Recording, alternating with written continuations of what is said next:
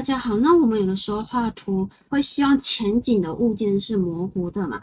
那这个时候我们通常会使用高斯模糊，然后这样子，再把原本的图层关掉，这样就完成了一个前景模糊的效果。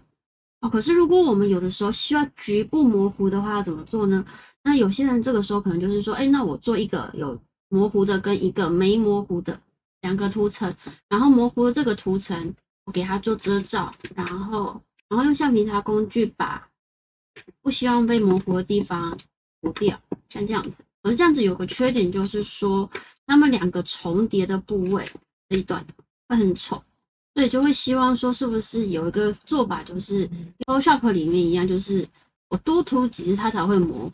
Clipper 里面的模糊，其实我是觉得还有带一点涂抹效果。好，那我们接下来来讲说模糊笔刷要怎么做设定。第一个胜出强度，把它从自动设定改成固定值，然后把它改成1。我们可以看到这边就是我们刚才设的1，然后这是5，这两个的效果。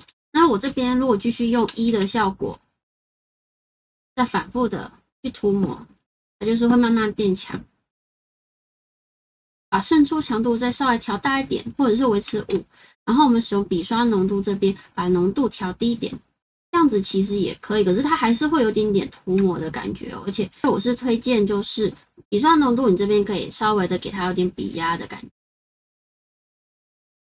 这样，然后胜出强度不要那么高，把它改到1或2就够，像这样子。那这样子的话，它的高斯模糊笔刷就会像 Photoshop 的这个高斯模糊笔刷一样咯。那这就是我们这一次如何在 CSP 里面调出一支跟 Photoshop 一样的模糊笔刷。谢谢大家。